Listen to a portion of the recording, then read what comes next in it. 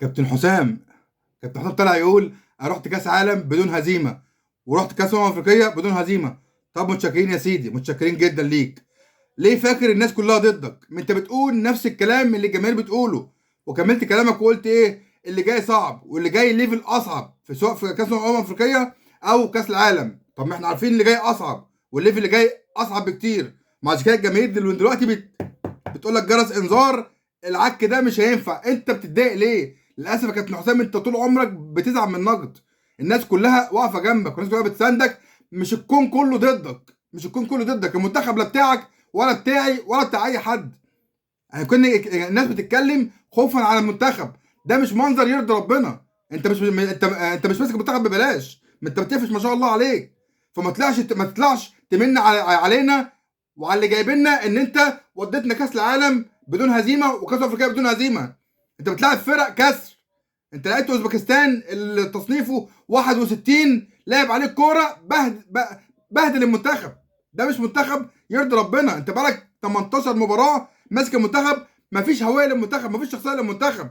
لعبت منتخب اوزبكستان في ماتش ودي، يا سيدي اتغلب واطلع قولها بجرب، لكن ما يطلعش تتحدى الجماهير. انت مش طالع تعلمنا الادب، طالع تتكلم انا وصلت كاس عالم بدون هزيمه والليفل جاي. ما هو الليفل جاي عشان اقوى. احنا بقى دلوقتي يا كابتن حسام صلح الدنيا دي من دلوقتي، صلح الدنيا دلوقتي، عشان احنا مش عايزينك تمشي، احنا عايزينك تنجح. فاحنا خايفين عليك، بنقول لك قدام الدنيا قدام مش تبقى احسن حاجه. الليفل اللي جاي مش زي اللي فات، اللي فات حماده واللي جاي حماده تاني خالص. فما طلعش كابتن حسام تمن علينا ان انت وديتنا يا سيدي. متشكرين ليك يا عم، متشكرين ليك يا عم، متشكرين ليك يا عم، اكتر من كده تاني متشكرين ليك يا عم. ده كوبر ودانا كاس العالم وكانت مدرسته معروفه، هقفل والعب على الترانزيشن. فكابتن حسام احنا بنحبك، احنا مش ضدك. احنا بنحب المدرب الوطني عشان هيبقى اسهل للعيبه من المدرب الاجنبي. لكن ما يطلعش تزعق لنا يا عم. احنا لا منتخب بتاعي ولا بتاعك. انت هتشتغل ما بتشتغلش ببلاش، هو مش عمل تطوعي اخر.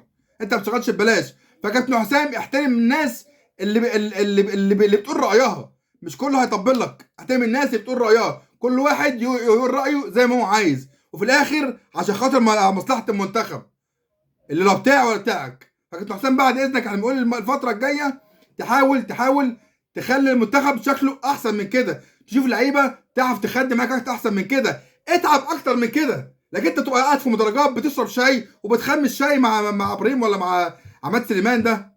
فكابتن حسام بعد اذنك احترم النقد واحترم الناس اللي بتنقدك، مش اي حد بينقدك يبقى بيكرهك. احنا المره الاخيره احنا عايزينك تنجح وبنساندك عشان تنجح. لكن لو انت شايف اي حاجه تانية يبقى من جواك مش من جوه الناس. والمره الاخيره يا جماعه المنتخب ده مش بتاع حد، واي حد هيغلط في الكوره في الفنيات هيطلع ننتقده. اطلع تلعب حلو كلها هنسقف لك، وده اللي احنا عايزينه. فاحنا يا كابتن حسام همنا على المنتخب مش همنا على شخص، همنا على المنتخب. الفتره الجايه يا كابتن حسام انت اللي قلت اهو الليفل اللي جاي هيبقى اقوى بكتير.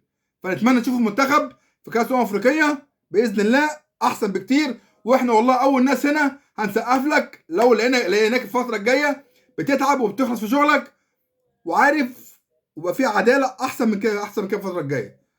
تمام يا كباتن، شكرا يا كابتن حسام انك وديتنا كاس العالم وكاس الامم بدون هزيمه، كتر الف خيرك. سلام.